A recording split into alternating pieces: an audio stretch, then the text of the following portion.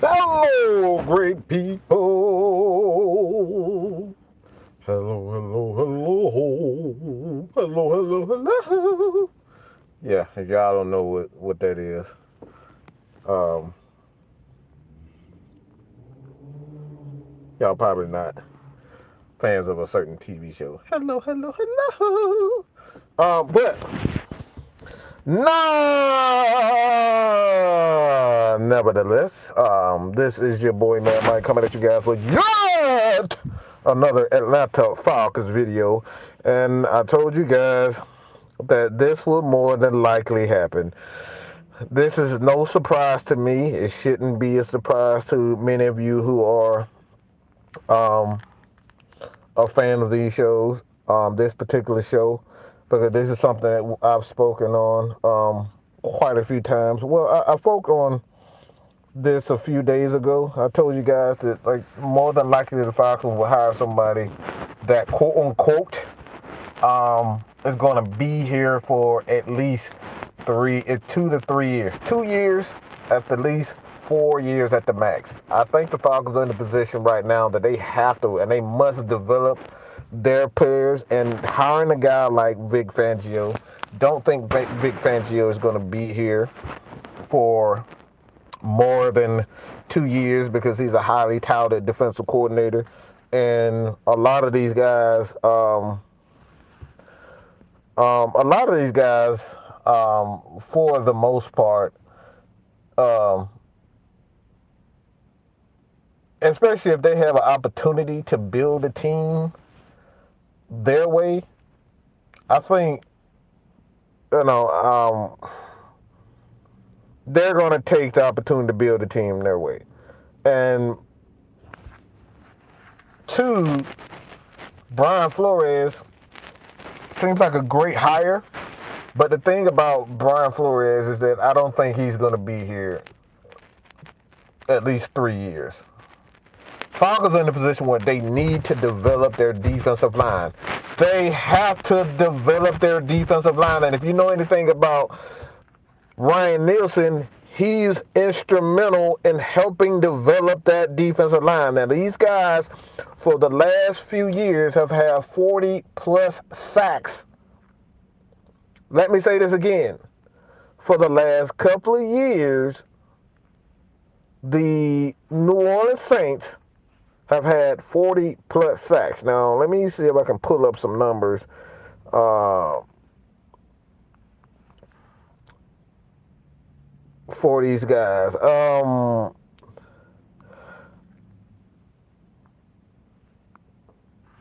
I don't need all-time sack leaders, you jackass. Damn. Sometimes, sometimes, yeah, sometimes Google can be dumbasses. Okay, they can be dumbasses. I say it's sack, but yeah. Anyway, the Falcons are in the position, especially the Saints. Like I said, the last couple of years, these guys have had um, a pretty good pass rushing. And I think we all know that because you go back and look at the games where they played us. Obviously, they got after Matt Ryan. They pretty much hit him several times. Um, this year, Cameron Jordan had 8.5 sacks. Some dude named Caden Ellis, Kate, he had 7 sacks. Demario Davis 6.5. Carl Granderson 5. Onyemata 5. Kevon Street he had 3.5. JT Gray. These a lot of these guys, man, and they had a team total of 48 sacks. Okay, 48 sacks this season. All right, so let me go to 2021 with the Saints, and like I said, this is why the Atlanta Falcons are going out of their way to hire Ryan Nielsen, because he's a highly respected defensive line coach, and obviously the Atlanta Falcons and what they're dealing with is they need to get pass rush by any means necessary. And you go back to last year, 2021. Again, Cameron Jordan with 12 and a half sacks. Marcus Davenport, 9. I have no idea. Tanua Pasadon. How the hell you say that name? I'm going to try. But they had 46 sacks in 2021. Let's see what they have in 2020 as far as their sacks is concerned. And one thing, like I said, one thing we can say about this Saints team, 45 and 2000. So they went from 45, 46, and 40, 48. Excuse me, 45. 48, 46, 45. Back to back to back years. And this guy has been their defensive coordinator. So this is one of the reasons why when you look at the Atlanta Falcons, and myself, Jew, especially last night, he was saying to himself that we need to improve this defensive front. At some point, you cannot continue to neglect the defensive coordinator position, and I know a lot of Atlanta Falcons fans. How you doing, Pamela? Um, a lot of Falcons fans are in their feelings because I don't want any Saints trash. Well, this guy's not a Saints trash guy. He was a co-defensive coordinator for this team, obviously. Dennis Allen was, the guy by name, but when they lost, when you lose a guy like Ryan Nielsen, who's his strengths, for the most part, is in pass rushing and player development, okay? He's a player development coach. And when you have a young team like the Atlanta Falcons, this is what they need, okay? This is what they need. They need guys who can develop young talent. And in my opinion, I think this signifies exactly what they're going to do in bringing in talent. So look at his pass rushing history. Well, I want to say this too. All right, so let me read these. This was a name that made sense from the beginning. He hits a lot of what Atlanta wants as a defensive coordinator: flexibility, flexibility and running hybrid. A hybrid basically means 3-4, 4-3. This guy can run any type of defense, which, excuse me, most of us are wondering to ourselves, will we be a 3-4, 4-3? Again, this is what the Saints are. These guys can play multiple fronts. They can play multiple styles of defense. And being at the Falcons are, and have for the most part, the last couple of years, especially under Dean Pease, where he's a multiple front type of defense, and a lot of people saying, well, I don't want to play in the 4-3, you don't want to play in the 3-4 anymore. Well, this is the thing about the Saints. They play several types of fronts, okay? So, and another thing that I think is very important for us to realize is that their outside linebackers, inside linebackers, they blitz a hell of a lot. They blitz a hell of a lot. And a guy like Dominic Davis, for the Saints, he's always had pretty high sack number. So our outside linebackers are going to get after the quarterback. So this is an encouragement even for a guy like Trey Anderson, Michael Walker. These guys are going to be asked to attack. All right, and that's what's very important for the Atlanta Falcons. So as far as Ron Nielsen, there is familiarity since general manager was in New Orleans before Atlanta. So he saw him work up and close and should know what players he wants in the defense. Ron Nielsen, the Falcons' new defensive coordinator, has a lot of promise. It's a big job, and clearly they are letting him hire his own staff. Arthur Smith wants to have an athletic deep front. Nielsen has done a lot of where he's been, where he's been and been in charge of. So this is essentially a move that the Atlanta Falcons really wanted. So, like I said, man, this is no surprise to me. This is, again, man, when we talk about this Atlanta Falcons team, this is why we say we tried our best to give you educated guesses, educated responses. We don't do dreams. We don't sell people dreams here. I wanted a lot of people. Um, I wouldn't have stated Ryan Nielsen, especially when you got a guy like Vic Fangio and Brian Flores. I just didn't see a reason why the Atlanta Falcons were bringing him in.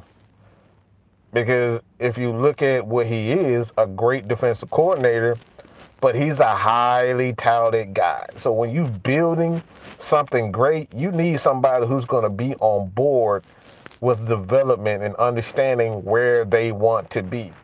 Where they want to be. And where the Falcons want to be and have is guys that's going to develop talent. And like I said, this guy um, is going to have the ability to bring in. How you doing, Twan, Scotty, Xavier, John Sapp? He's going to have the ability to bring in a few of his guys. So um, what we do know for the Falcons staff, they've already parted ways with a few guys. Gary Emanuel. I don't think anybody should be surprised by that. Outside linebackers coach Ted Monachino and secondary coach John Hoke. So the a couple of guys to kind of keep an eye on as far as the Saints staff. Um, Guys like pass rush specialist Brian Young, not Bryant Young, who was with the Falcons previously and 49ers great. Brian Young, he's a pass rush specialist. Keep an eye on him to be able to come in. A young guy in Jordan Traylor. He's a defensive assistant. Sterling Moore is a guy to keep an eye on. Corey Robinson. Um, these are the guys to kind of keep an eye on as far as bringing in Atlanta Falcons talent. So um, this is the excuse me, but this is the question part of the show. So if you guys got any questions as far as me answering, what do you guys think about this? I'll read a few comments here. Um, D Coleman was good, pimp. He said this is a perfect hire. Wallace says this is a great hire of our defense, and Daniel Berry Sports highlights. What's going on, Daniel, man? I'll check it. If you got some highlights and sports highlights, I'll check that out. Yeah, I'm always looking for a lot of new stuff. So how you doing, Daniel? Ryan Nielsen knew this was too good an opportunity to pass up. Cap space, high pick, knowledge of the division. Um, is this the Don? What the hell? Um, yeah, that is Don. What's up, boy? Goddamn. What's up, Don? Um, but this is like Don said, this is a chess move, man. I think the Falcons are playing dirty. I'm gonna just be honest. The Falcons are being dirty. They're trying to destroy the enemy. And how you destroy the enemy, you hire somebody within the organization who understands not only their organization and where the talk specifically is coming from. And this is something that's like when we hired Terry Fontenot, I knew exactly what the Falcons were doing. It was just a matter of time that Saints organization, if you go to Twitter, you go to, these groups in here, the Saints would have been paranoid about this for quite some time.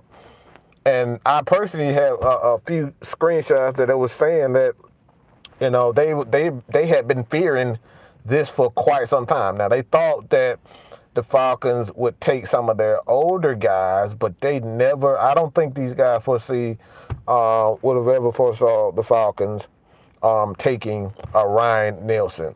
In my opinion, I think Terry Fontenot was looking at Ryan Nielsen the entire time. All right, so he knows this guy, the type of personnel that he wants. Um, I think when you look at Nielsen, this is a huge, and I'm talking about a huge move for a guy like Grady Jarrett, man. I think this satisfies a Grady Jarrett because now he has a defensive coordinator who specializes at player development, defensive line development, and they're going to bring in defensive pass rush. And as this team, like I said, Ryan Nielsen is a guy who specializes at pass rush, creating pressure. This is what the Atlanta Falcons have been wanting. And in particular, pressure within the inside. Guys like Onyemata, and you got to keep an eye on him. He's a free agent as well. Um, I doubt. Don't get your hopes up with Cam Jordan. Look, I don't think he'll be, but I think Davenport. He's a free agent. I think the Falcons would really look at him. Obviously, he has the physical makeup to be able to, to resurrect his career. He kind of had a low year last year as far as pressure and getting sacks. But I think he's still. You can bring him in as a rotational guy, and kind of have him in place until one of our young guys, if we go in the draft and draft a guy like Miles Murphy, um, a few guys like Nolan. I doubt Will Anderson drops that low, but if he does, you can bring him in. Guys like Trey Wilson. It's a few guys as far as the defensive front is concerned that you can kind of help mold. But I like this. Like I said, man, this does not surprise me whatsoever. Like I said, the Saints defense, they have a great defense, and it's always about attacking. The Saints, one thing about the Saints, they play a lot of man. They don't play too much zone, but these guys attack, they hit. And like I said, we know they get after it, all right? They get after it, and this it's all about aggression because when you look at the Falcons offense, the offense is going to be cool, calm, collected. They're going to be quote unquote a run first team and conservative team, but their offense is going to chew up clock. Their offense is going to chew up clock until these guys, Desmond Ridder, Drake London, Kyle Pitts, these guys finally get on the same page as far as the passing game is concerned. His offense is going to be, for the most part, a run first. All right, until these guys develop, it's going to be they're going to attack a lot more. We can see that with Desmond Ridder as far as the pass is concerned.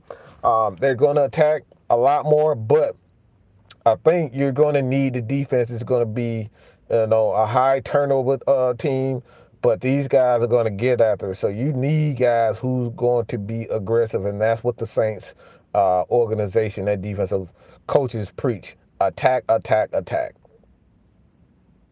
So I love BJ Ojulari. I haven't seen a lot of BJ yet. I'll get back to you on that. Uh, Nielsen is a major. He probably going to be our biggest offseason move. And like I said, the thing is, and Norman, I got you. The thing is with Nielsen, it's like, again, man, you got to have a vision. You have to have a vision as a general manager and a head coach. And this is something that the Atlanta Falcons have stated, in particular, Arthur Smith. He wants to attack. He wants to attack. He wants a defense that's going to get after the quarterback. And this is what the Falcons are going to do. They're going to get after the quarterback. They're going to bring in guys. And like I said, I really think you got to keep an eye on your model, man. I think you really have to play, really focus on him. I do believe personally that Nielsen is going to bring in some of his guys. He's going to bring in some of his guys, man. So be prepared, Falcons fans. It's going to get ugly, especially on that defensive side of the ball. And you start to see some of those Saints players on the Falcons team. Bruh, this rivalry going to get ugly. This rivalry is going to get ugly. It's going to get, bro, we're talking about fights. I think the Falcons are going to look. The Falcons are the Saints, and this in the next upcoming year, it's gonna get ugly, people. It's gonna get ugly, and I'm already excited because when you hire one of their guys, especially one of the defensive guys, man, yeah, it's gonna get ugly, man. So I love this move. This is a chess move for the Atlanta Falcons, man. Um,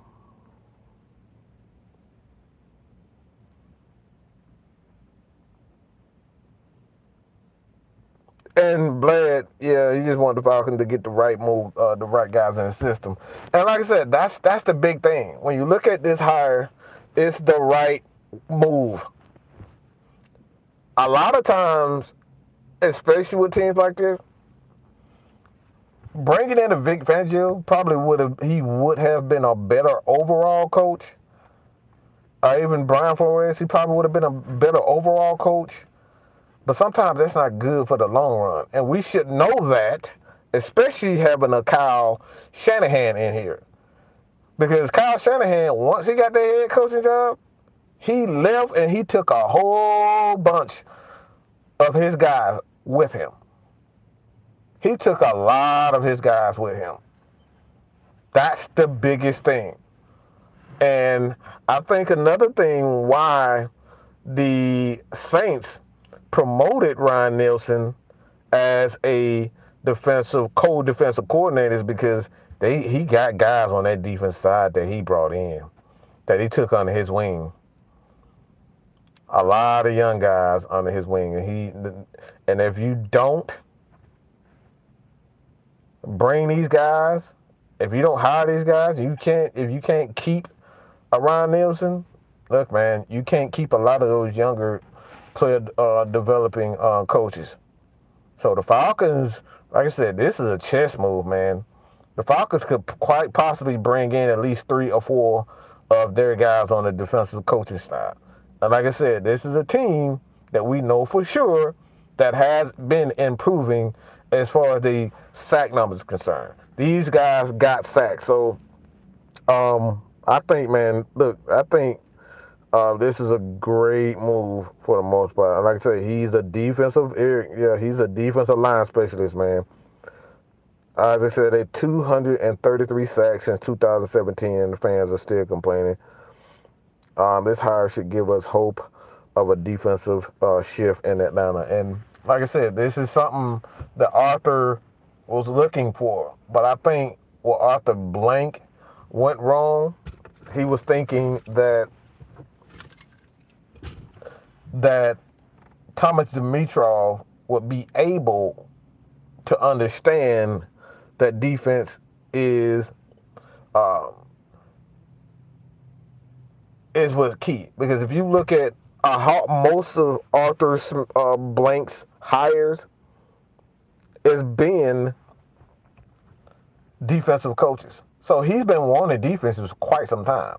Going from Mike Smith to Dan Quinn, these guys, he wants guys that's going to be able to create defenses. And I think one of the things that went wrong, like I said again, was Thomas Dimitrov. They brought Scott Pioli in to help him with the defense, and he pretty much told Scott Pioli, get the hell off my team. This is my team. I run this. And that's why Scott Pioli ended up leaving. Scott Pioli was one of the main reasons why the Falcons had great drafts. Okay? It wasn't because of Thomas Dimitrov. Scott Pioli was running this defense. He was picking these young guys. He had a plan to bring, because at the time, you got to remember, Rich McKay wasn't there. Rich McKay wasn't there. Rich McKay was helping build the Benz. So he wasn't there. So when you look at what the Atlanta Falcons are and where they are now versus where they've been, and it's largely due to Thomas Dimitrov. And like I said, I don't want to paint everything and say everything is his fault, but Thomas Dimitrov pretty much derailed what the Falcons' true intent was, and it was all along to be a great defensive team. It was meant to be a great defensive team. They wanted to build a defense, and they got carried away because we had Matt Ryan, Julio Jones, Calvin Ridley, and those guys.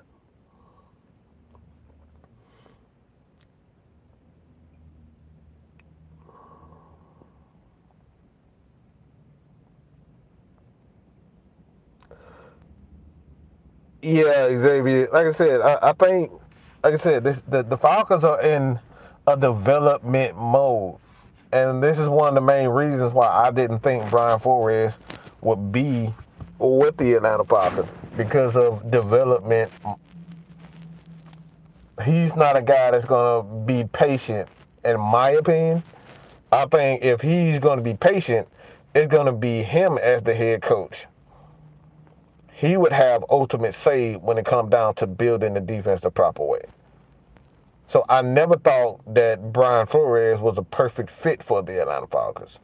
Now, I would say that if he would have been there, it would have worked. But being that he's a highly touted defensive coordinator, he wasn't going to be here 3 years, bro. There's no way in hell Brian Flores is going to be here 3 years. He's too good of a coach. He's too highly touted to sit back and be with the Atlanta Falcons for two, three, four, even 4 years. Don't see that happening. How I feel about Patrick Peterson? Well, ooh,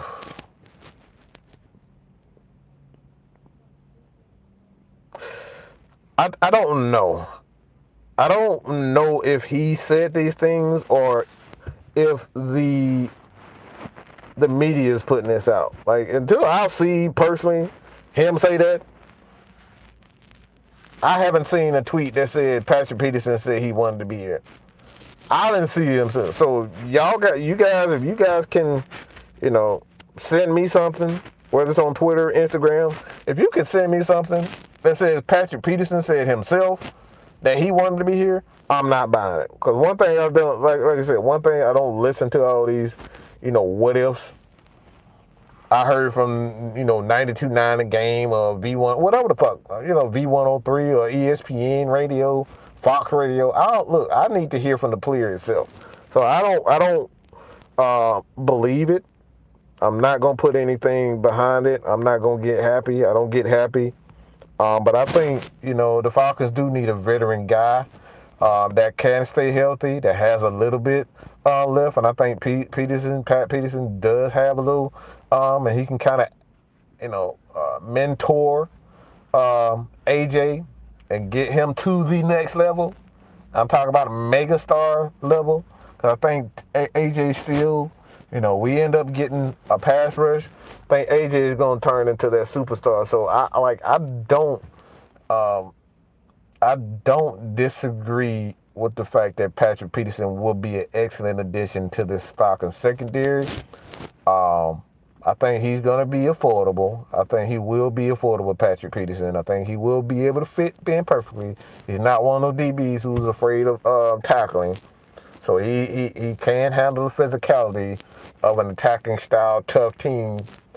Um, and he's a respected player. So I would like Patrick Peterson, but until I see it for himself that he wants to be here, I'm not buying it. So again, you guys have questions, man. Start leaving these questions.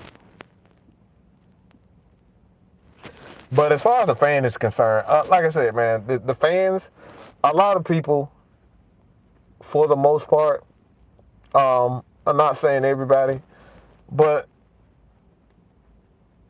this is why I say I preach this small, intricate details. You have to listen to what the Falcons are saying.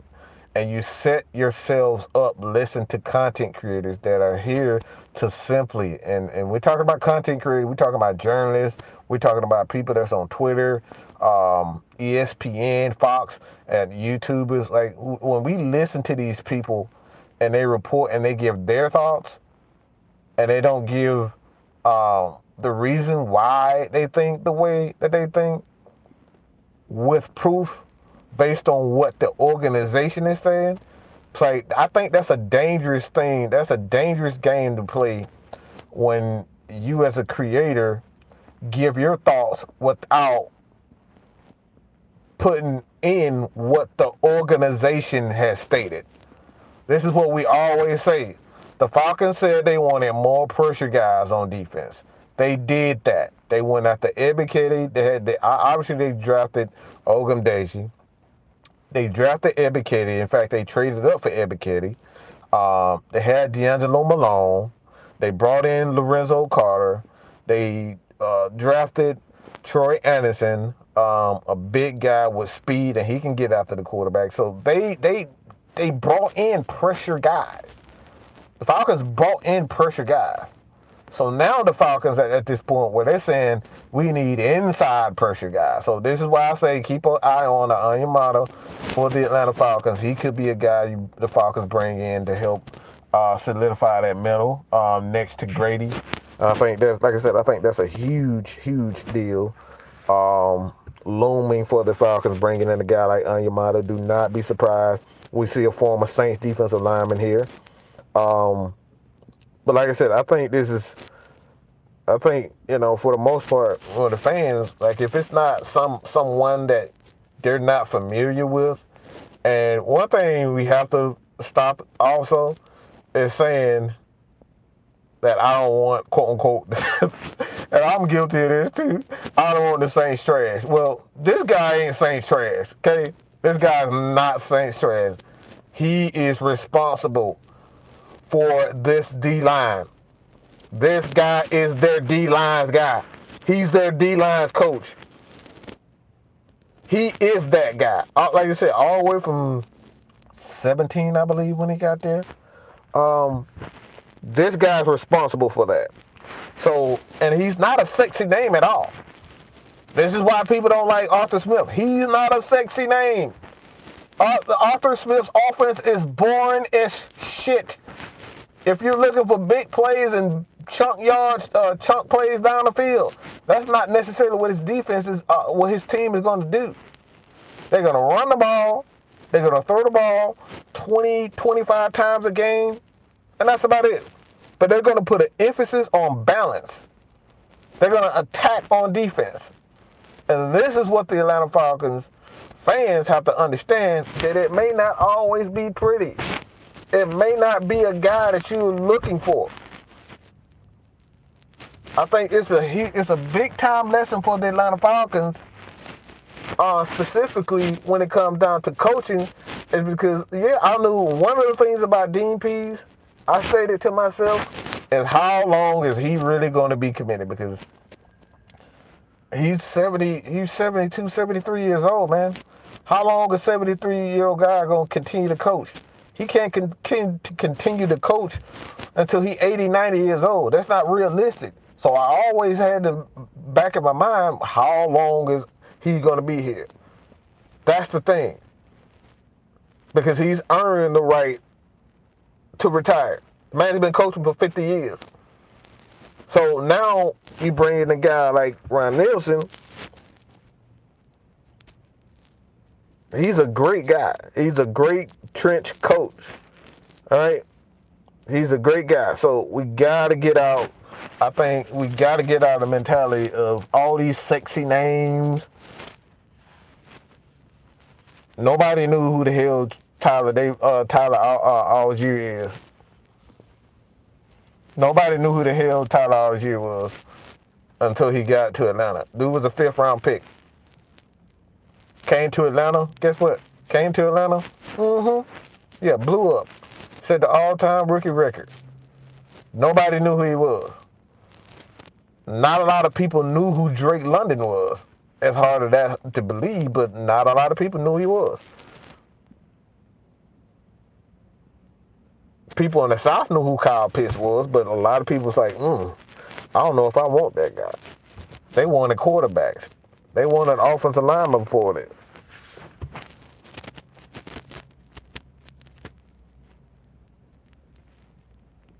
And I'm going to get to like I said, this is about the coaching stuff, the coaching right now. I'll get to that later.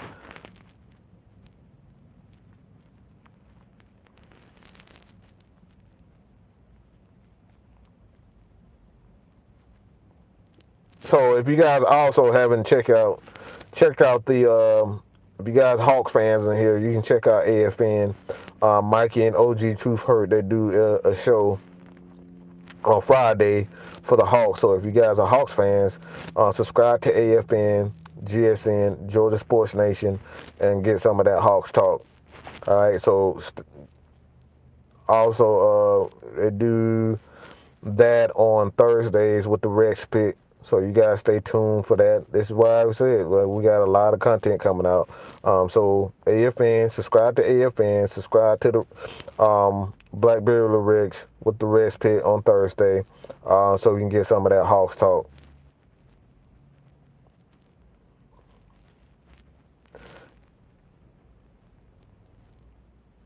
Scotty Robinson, Terry for a new pat on the back. You really like the hiring. How does Walker and Evans fit? Woo! Oh my God. Yeah, we was actually talking about this in the chat. I don't. I'm gonna say this. Don't expect Rashawn Evans to be back. Do not expect Evans to be back. I really don't think he'll be back. Um, I don't think he'll be back. I think the Falcons are in a position now, especially with a new defensive coordinator. He may want his own style of linebackers. I think that's huge at this point. The Falcons are in a position now, especially with the defensive coordinator around Nielsen. He's going to want his guys in there. He has an opportunity to build a team the way that he wants. He has an opportunity to build a defensive staff the way he wants it. So he's going to bring in his guys. He's going to bring in his coaches. He's going to bring in his linebackers. He's going to bring in his DBs. This is his defense now. So a lot of people, this could mean goodbye to Isaiah Oliver. This could mean goodbye to Rashawn Evans. That could mean goodbye to a guy like Michael Walker. I still think Michael Walker is a good blitzer, so he will be able to fit the scheme. He has speed. He's good at getting after the quarterback. He's more of a guy that I would use as a blitzer and a pass rusher. That's how I would use an outside guy, essentially. I'm not putting Michael Walker in the middle where he has to worry about covering. So I think this puts a huge damper on the linebacker core. Typically Ryan Nielsen and that Saints defense like bigger, more physical, faster linebackers. So that doesn't disqualify Rashawn Evans, but the cover part is what I'm kind of skeptical about. Because like I said, the Saints are an attacking team. They like to use a lot of speed. They like to attack. They like to get after it. And there's something that may hinder a guy like Michael Walker in the long run.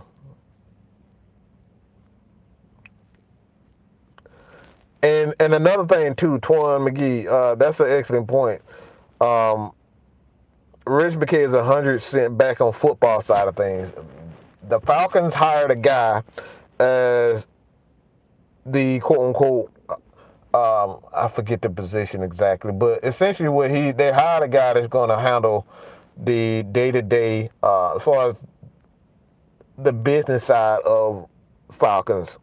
And that's something that Rich McKay has been doing for quite some time, just running the business side of the Falcons organization. And now he can solely focus on bringing in, he can solely focus on the football side of things. So another thing we got to understand about Rich McKay, he's a football guy. He's a football guy. He's the one that helped bring in Jonathan Abraham. He made the trade for him. And Jude made an extra statement the other day where he was talking about don't be surprised the Falcons end up trading for a pass rusher. That's something that's still up. That could definitely be something they keep an eye on, making a trade for a guy that may be disgruntled, that may want money. That's something that Rich McKay could do. But he's running his team. All right, so he's the president. The president is over the general manager. The general manager goes out and pretty much is told what to do.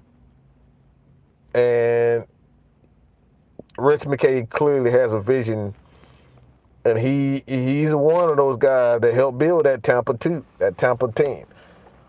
He won't, if I'm not mistaken, I think he's the one that hired Tony Dungy. So this guy knows football. He knows coaching. He knows how to build defenses. That's one thing that Rich McKay did. He knows football, and he knows how to build defenses. So Rich McKay is back running football operations, doing exactly what he does best. Um, the smoke, I think we're gonna let Walker go. Like I said, at this point, I think we're gonna see some changes on the defense side of the ball, especially at linebacker. That's my thing.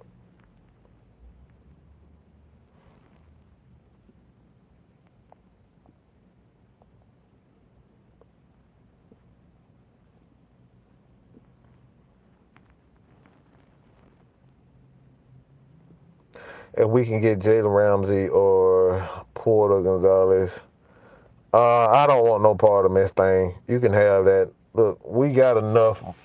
We got to pay enough guys. Jalen Ramsey already got paid. Look, we need to pay AJ. So Miss Thing can stay where he at. Take his ass to the Jets. We don't need to pay any more DBs. We need to get after the quarterback. What do you think this does in free agency? I think I really I'm gonna say this. I think the Falcons are going to get a defensive tackle in the mid rounds. I really think the Falcons are going to get an edge guy, man. I just something. I have a real. I just don't think Jalen Carter is going to be there. So I don't see any need to get any other guy in the middle that's not Jalen Carter. So if you can't get Jalen Carter, man, like I think you got to get the premier edge guy. You just have to. So I think the Falcons are going to do two things. They're going to go get a couple of guys in free agency at defensive tackle. They're going to draft a guy at defensive tackle. And I mean the middle to later rounds. I think they're going to bring in a guy that they can develop. But I think the first pick for the Falcons, man, and I really hate to say this. I really think this is going to be a premier edge pass rusher. Something telling me there's going to be a premier edge for a pass rusher because it's going to be a run on quarterbacks. I think there's going to be a run on quarterbacks, and a premier edge rusher is going to get. They're the Falcons. I think there's going to be a premier pass rush guy that's going to fall right to the Falcons because there's going to be a run on quarterbacks. And I think Peter Skoronskowski, however you say their name, the offensive tackle, I think he's going to go somewhere around 5 to, he quite possibly could go number 1 overall to the Bears. So keep that too. And that's going to drop a lot of quarterbacks down. And you're going to start seeing trades being made from the lower teams calling for it. So I think the Falcons, it's going to be an edge guy that I think that's going to drop that we do not expect to drop. I think there's going to be a major run on quarterbacks. I really believe there's going to be a major run on quarterbacks. People are desperate for quarterbacks these days. So I think there's going to be a run on quarterback and a pass rusher, edge rusher is going to, I think he's going to fall. So I'm not saying, I'm not saying that Jalen Ramsey is trash. I'm not saying that. I just think at the end of the day, the Falcons have to pay AJ first before they bring in another guy like that's making a lot of money. I'm not saying Jalen is trash. I'm not saying that at all because he's a hell of a DB. But I think you bring in a guy like Patrick Peterson, I think he can give you at least half of what Jalen gives you at corner, even at his age. And you bring in a younger developing guy under Pat Peterson who he can mentor and then play him next to AJ, and it does just as well. I hope I'm wrong, but I don't think we'll bring back Isaiah Oliver, and I hate to say that, but I think we're going to see some changes being made on the defense side of the ball, especially with a new guy in.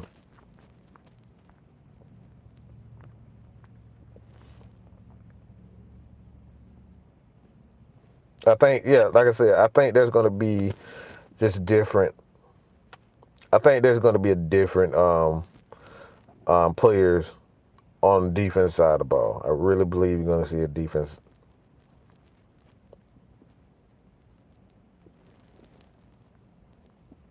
And Day Rare Sports, I hope that explains your question well. Try to kind of put the two together and how it affects the draft. And like I said, I think the Falcons are going to make a run on defensive tackles and free agency, and um, they're going to have depth next to Grady Jarrett because you got to understand Grady Jarrett is the premier guy. So we don't necessarily have to go out of our way to bring in a defensive tackle that's elite because we already have an elite tackle. So they don't have to go out of their way to bring in a guy that's Grady Jarrett or better. They're not desperate to bring in a defensive tackle. That's essentially what I'm saying. Falcons don't have they're not desperate to bring in a defensive tackle. They already have a guy that's there. So if you just add depth not only to Grady Jarrett, and then you have a guy that you can model and mold in the third, fourth rounds to play or essentially be that three tech backup for Grady Jarrett, I think that's something that you can do. Bring him along slowly. Sign a guy like Anyamata. Hargraves is a guy from Philadelphia that's a free agent. Tomlinson is another guy in free agency. You bring those guys in and be the vets next to Grady, and then you have a guy that you can mold in the image of Grady Jarrett. I think the Falcons would take that, and then you have a rotation, an edge rotation. They may be able to sign Lorenzo Carter. I doubt it, but they may be able to re-sign Lorenzo Carter. And then you have D'Angelo Malone, another guy on the outside. Ogum Deji, a guy on the outside. And then you have Ebiketie, a guy on the outside. And then let's just say a Trey Wilson or a Will Anderson ends up dropping to that eighth spot. That's a 4 or 5 man deep, and I'm talking about 4 to 5 guys, edge guys that are quality and I'm talking about quality at the least. They're quality edge guys that can get after the quarterback. They have talent, I'll say that. Those 4 guys that they have skill to get after the quarterback. So now you have depth at the edge position. You already have your guy in the middle with Grady Jarrett, who's a superstar, and then you add 2 to 3 more guys, and then the rookie that you can groom. That's damn near 8 man front of quality, skilled players. And then at that point, the DBs, D. Alford, AJ, you bring in a guy that's an older guy, and Pat Peterson, and then you have another DB that you can mold at that fourth and fifth spot. So now you have depth on the roster. So, like I said, I think that's the way to attack it, and not so much go after the Deron Payne. Now, if Deron Payne wants to take a friendly deal where he comes here for 2 to 3 years, sign a 2 to 3 year contract, and the Falcons promised to negotiate him after a couple of years. You make one of those deals, he come here for, let's just say, 3 years, a $60 million contract is about $20 million a year. And after that second year, the Falcons can work on the extension once they get more money in 24. So you can do those types of things. These are the things that you can do. Like these are the things the organization can do because you got to sign Chris Lindstrom. You may want to sign Caleb McGarry back. Then you have to extend AJ. The Falcons have a lot of things they can do. Timmy Horn. Oh, I forgot about Timmy Horn. He's another guy in the middle. So that's a solid rotation of guys, man. All right, I'm a get Miles Murphy. Like I said, I like Christian Gonzalez. Like I think at this point, I don't think it's out of the. I'll say this: if Christian Gonzalez has elite skills and general managers think he can be on par with an AJ and on par with a Jalen Ramsey, on par, and I'm talking about skill set, he has a knack for the ball. So it may be one of those situations with Christian Gonzalez where he's just too skilled to pass up. So I'm not going to say 100% the Falcons are not going to get a DB because I think Christian Gonzalez has amazing ball skills, man. And he's not afraid of contact. That's what I like about Christian Gonzalez. John Sal, what's up with this Lamar situation? What you think? Lamar Jackson, I've stated this before. I just think the Falcons have too many holes to bring in and too many things to build on to be able to to go after a Lamar Jackson situation. Not saying that the Falcons that he is unworthy of being touted by the Atlanta Falcons. I just think the Falcons just have too many holes. I think if he came to Atlanta and the money wasn't an issue, I think it would be a good fit as far as Lamar Jackson is concerned. I think his skill set, obviously he'll be able to play in Arthur Smith's role, but the money is just a major problem. The compensation is a major problem. I heard one article saying that they wanted to trade for Grady Jarrett and AJ Terrell to bring in Lamar Jackson. I just think that's freaking psycho. That's crazy as hell in just my opinion. I think that's nuts. So I don't think Lamar Jackson for the Atlanta Falcons is a right fit when it comes down to money, compensation.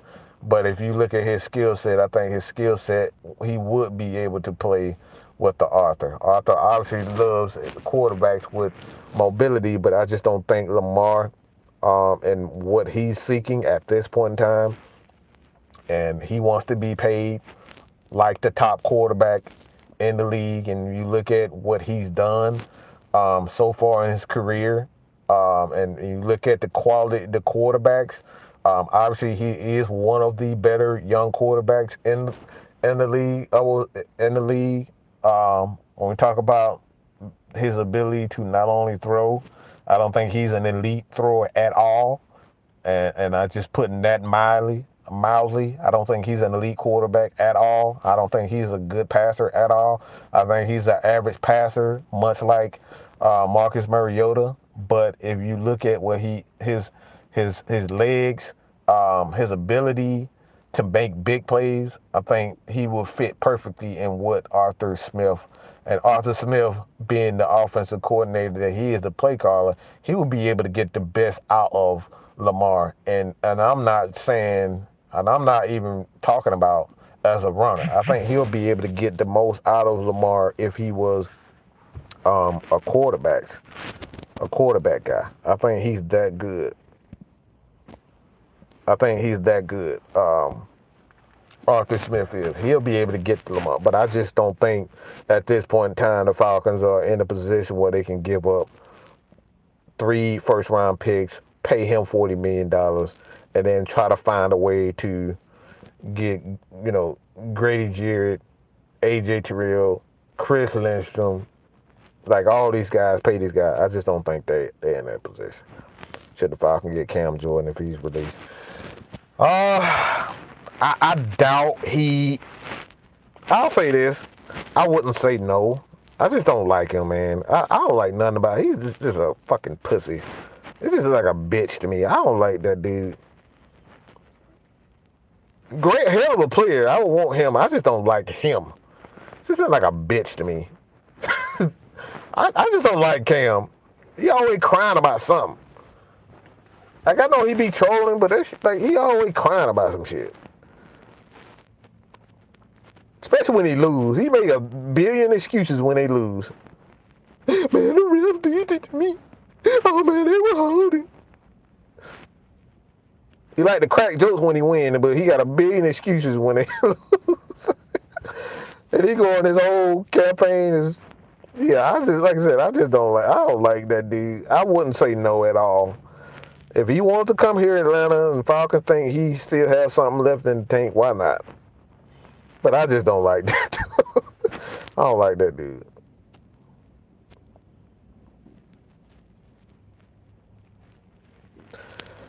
Front seven talent in the first 3 rounds, absolutely. Um, yeah, I think two. I'm gonna say this. This is probably on the lower tier as far as y'all gonna be mad as hell when I say this. Most of y'all gonna be mad as hell when I say this. It's on the lower tier as far as uh, what to watch for in this draft. Do not be surprised if the Falcons think that they need a wide receiver. I know people. Don't dislike this video. Don't unsubscribe. Don't do not unsubscribe. Don't be surprised if the Falcons end up getting the wide receiver in the first couple of rounds. Because I like OZ. I really do. And I like most of these guys, but I don't think you can disregard the fact that the Falcons need to upgrade in their receiving core, whether it's tight end or wide receiver, they need to upgrade. So if a guy is there in the first couple of rounds or the first 3 rounds, I think they will go to that. I think Desmond Ridder is good enough as a passer. He's showing that he is improving and that he has chemistry with Drake, and they might want to add a little bit more explosiveness at that wide receiver position, whether that's going in free agency or the draft. Just keep an eye on that. Like I said, I'm not saying first round, but I could see the Falcons trading up into like the later first round, the early second round, and drafting a wide receiver. I really could see that because, like I said, they need to be a little bit more. They need a lot more talent on that wide receiver core. Until we see what John Fitzpatrick is, I could see them doing that. Like I said, don't hate me too bad on that one. I just think the Falcons could be looking for a wide receiver, and I think for the most part that trade with Brian Edwards, that may have soured them as far as trading is concerned. They might want to get a guy that they can, train from the ground up. So that's another thing. The Falcons may be done with that as far as bringing in trading for a wide receiver, a veteran wide receiver. They might want to get a guy that they can groom themselves instead of trading for a guy that's quote unquote a finished product.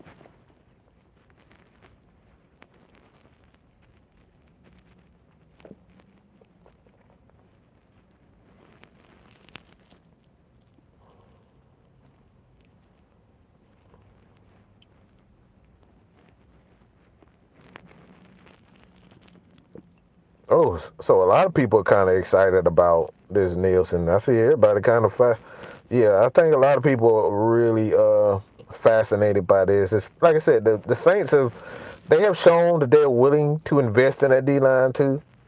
Um, and like I said, Nielsen is a guy. He's a D line specialist. Do you think Davenport will be coming this way? Like I said, I do not. Anytime, look, we saw this year, the last couple of years. How many players we done got from the Bears, the Titans? We've got a ton of guys for those teams that were old ex Dean Pease and Arthur Smith guys and Dave Ragone guys. So these coaches gonna bring in their guys. That's for sure. So do not be surprised. We have a ton of Saints guys end up with the Atlanta Falcons, and Davenport is a free agent. So you could see that happen as well.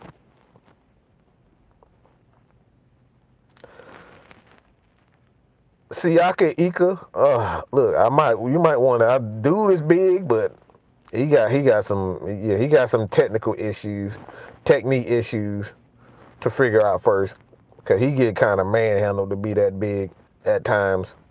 He doesn't always pay up to his size. Is Richie Grant safe? Yeah, I think Richie Grant is safe. Like I said, I think Richie Grant is I think Richie Grant at this point in time is just young, man, and he takes bad angles, but he definitely has the skills. Richie Grant has skills, man. But like I said, we don't know what a lot of these defensive coaches are thinking and the type of safeties that these guys want. I think he's safe, Richie Grant. I think Hawkins is safe, but he might want a new style of safety. We don't know. Until he gets here, until we kind of hear from him and the type of defense that he wants uh, to employ, we can't say that all of these guys are safe. He may not even need, you know, highly skilled DBs. He may just need guys that are smart, technically sound. These guys can tackle well because he may be playing a cover two. He may be playing this, a different style. So, like I said, at this point, this is why I say we can't get used to seeing or maybe thinking that Isaiah Oliver might be back, that a Rashawn Evans might be back, that Lorenzo Carter might be back. He may want another style of player. So until we know what he wants, say goodbye to Evans, say goodbye to Isaiah Oliver, say goodbye to Lorenzo Carter because we don't know what he wants. And most of the time, a lot of these guys want their players, so you may see a few guys on this team from the Saints.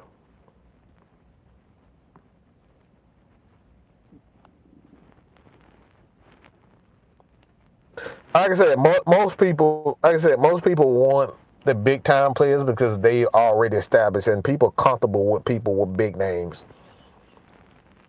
Like I said, I understand why people would want a Lamar. I understand why people would want a Jalen. But like I said, at some point, teams want players that they develop. It doesn't always work when you end up trading for a guy that you thought would be a superstar in Jalen Ramsey, and you're not getting the production that you thought would because you didn't develop this guy. Do you think the Falcons defense would be good? Falcons defense is already good. The problem is with this Falcon team, they just did not have a pass rush. Falcons they was in the 16th to 17th in defense this year. Um, the Falcons have a pretty good defense. The problem is Falcons need to get after the damn quarterback. They gotta improve their pass rush. Falcons had 21 sacks. That's not enough, people. 21 sacks is not enough. That's not enough at all. So they gotta improve that defensive line. But even with that, the Falcons defense being that good, defensive line not getting sacked, they still were number one in points given up. They were number one in points given up in the second half. So the Falcons defense didn't give up points in the second half. Falcons defense gave up a lot of points in the first half. So this is a good defense. But in order for us to become a better and quote unquote elite, and I hate that word elite, but quote unquote elite defense, they got to get pass rush. So our Falcons already have a good defense.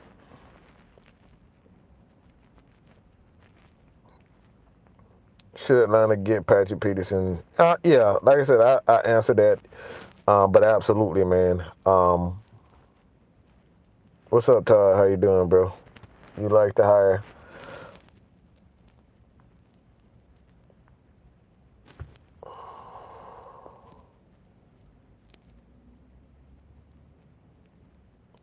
JB, what's good, Blizz? Yeah, Miko is just a dream. I'm a Georgia boy. I'm a Georgia fan.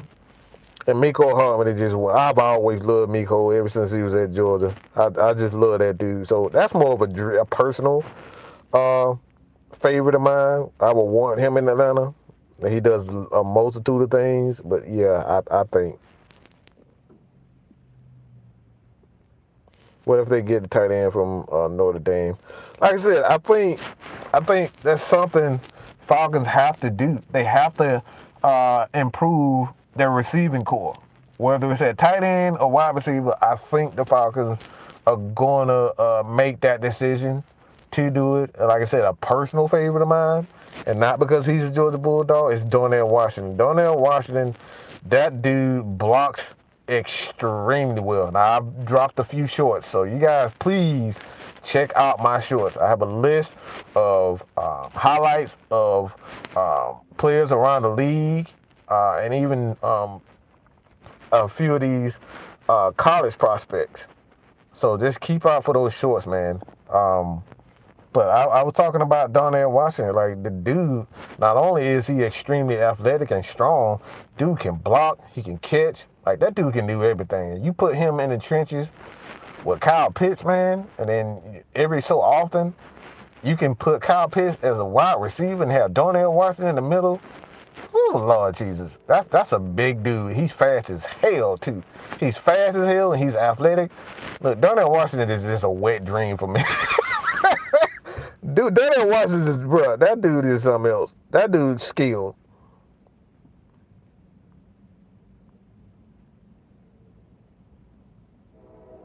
Alan Lazard is a good one. I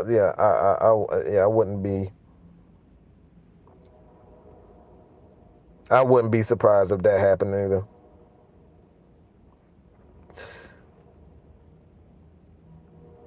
Like I said, I would not. I'm hearing rumors about. Um, I've had a few people tell me something about the run pain. I don't really want to invest into it, so I won't tell y'all. But I will say I'm hearing rumors about rumors. These are rumors. Rumors about Deron Payne wanting to be near home, and he's from Alabama. So whether that's Jacksonville, Atlanta, Carolina, he wants to be near home.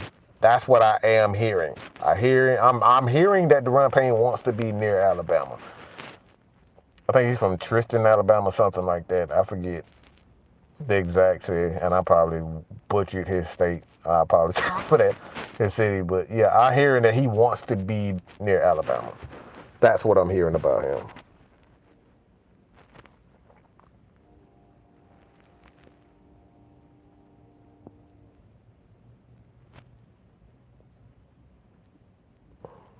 Will the 3-4 stay or go? Again, the NFL at this point in time is mostly a four-man rush system. About 62 to 65% of the time, you're in nickel situations. Basically, what nickel is, you got an extra DB, whether that's a corner or a hybrid corner who plays safety slash corner, who has those abilities, like an Isaiah Simmons, Isaiah Oliver, those guys who can not only, they have size and speed, but oftentimes that nickel corner has to have skill to be a tackler as well as a blitzer. You see the Chargers kind of use, what's the safety? Um, Damn. I forget the safety name. I cannot believe I forget the name. But the Chargers use their safety like that. They put him in nickel situations too, um, where they blitz him off the corner. And like you can't tell if he's a safety or he's a corner. Ah, damn. I feel so bad. Derwin James, damn boy. They use James like that. They put him at that nickel corner positions. Well, like I said, you can't really tell if he's a corner, if he's a safety, but they like to blitz their corners after. And the NFL too, that's what a lot of teams are doing. They putting that extra safety slash corner in there, and they're playing a lot of nickel, a lot of three sets, a lot of three wide receiver sets and four wide receiver sets. So they spread you out, so you're never really in base formations that often. Every once in a while, you have a team like the Falcons that's gonna have a lot of max protection, and they're going to run the ball. That's not a lot of teams that's like that. The 49ers, the Falcons, the Eagles at times are like that, where they use a lot of max protection. So you are in base formations. But That's about 35% of the time. About 35% of the time you're in base formations, but most of the game you're in four. You're in nickel for nickel packages. So you're going to need four guys to get after the quarterback. So I wouldn't focus too much on whether the Falcons are going to be in 3-4. I think for the most part, the Falcons are going to be they're looking at pass rushers and they're looking for depth. But to answer your question, the Falcons they will play 3-4. The Saints are a team. They've shown 3-4 fronts, and your boy is Ryan Nielsen. He runs a he runs a hybrid defense. They play 3-4. They play some 4-3. So they do have the ability to play both fronts.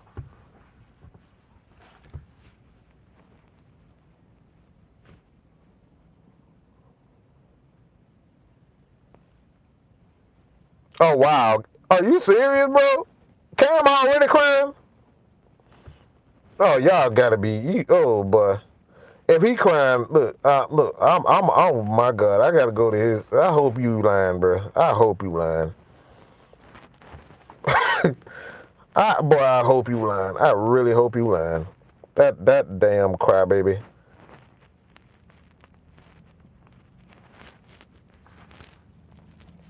See, I never liked Cam. I just don't like that dude, man. I don't like nothing about Cam. Oh, so he did tweet something. All right, he did tweet something. Um, Ryan to DC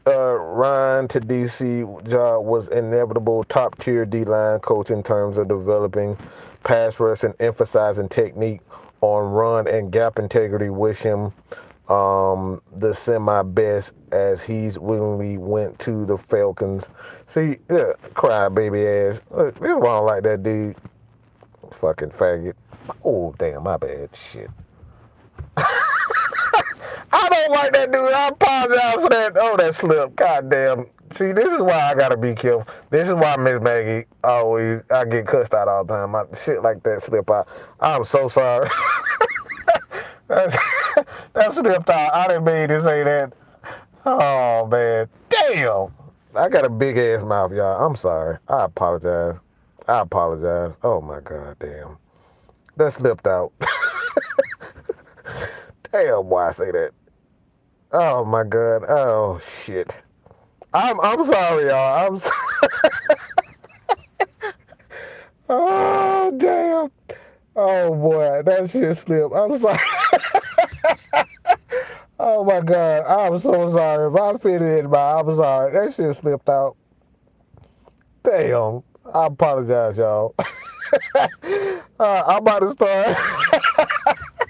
I gotta start winding this down. I can't say that. Damn, boy. Oh my God, why I say that shit? Yeah, I think that's my cutest.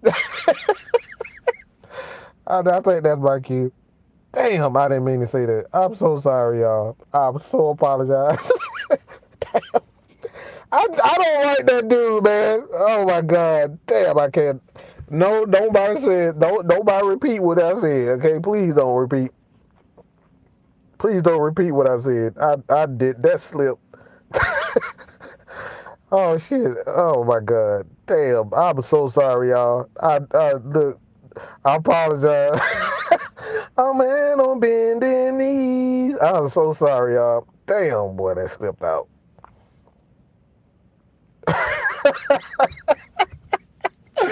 Look. I just look. Cam is just he cries about everything, bro. He just can't never say nothing nice about people. I don't like that dude, man. He just look like somebody I want to punch in the face. Cam just like, oh my God. Yeah, I don't like that dude at all.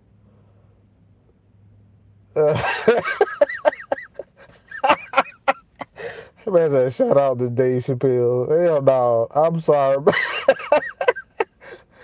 Oh, I can't stand that dude. We gonna call him a pansy, all right? That's what he is.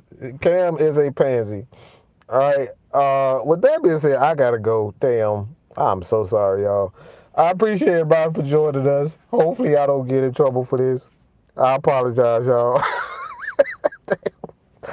Oh my God, Jesus Christ. All right. Hope you guys enjoy it. We're gonna have more shows. Damn, boy.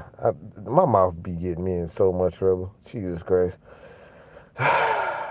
Welcome to the world of man, Mike. I get myself in so much trouble. Good God Almighty. Uh, I don't have any Rumble picks, but I will say this: I hope Cody Rhodes. I hope Cody Rhodes come back and win the Rumble. That's something that I really hope. As y'all probably know by now, I'm a huge Bray Wyatt fan. I'm interested to see how this goes. He got the respect and the love from the Undertaker. If you guys did not see that Monday night, so he got that Undertaker he got that Undertaker approval. Undertaker whispered something in his ear, and we'll see what that is. But I just hope I hope Alexa Bliss. I can't believe I'm saying because I love my girl, but I think Alexa Bliss. I hope Alexa Bliss wins the title. She needs it. She hasn't had that music, but I'm reading Coleman. But she hasn't had the title, and she needs it. She deserves it. And like I said, this is a person that I had no love for Alexa, but she's grown on me, and I think she's incredibly talented. And she deserves the title at this point. So I hope Alexa wins. Obviously, I hope Bray Wyatt wins, and I'm saying but Cody wins the Rumble, man. I think he wins the Rumble. I don't know who will come back. I doubt it's The Rock, but who will come back? Surprise comeback. Woo boy. Ah man. I'm gonna say surprise, man. I think Bailey will. I think Bailey will win. I think Bailey probably will win. Because she's been pushing the hell out of people, and I think it's about time for her to get that back in return. So of course Brock did. Like if that motherfucker wins, I'm throwing my own fucking TV. Okay, fuck Brock. I can't stand that son of a gun. All right, to hell with Brock. But if Brock does, man, I'm gonna be so upset. I'm gonna be so upset. So the hell with Brock Lesnar. Um, like I said, surprise entry. I wouldn't be surprised if Oscar, obviously Oscar, but not Oscar, but Naomi comes back, or we have Sasha. Sasha coming back at some point. Look out for that. So with that being said, I appreciate everybody for joining us. And like I said, I apologize if that offended anyone. That really slipped out. That slipped out, man. I yeah, I just don't have anything nice to say about Cam Jordan. That son of a gun. That being said, I'm out of here, man. Appreciate it for joining us. I'm out, man. Peace.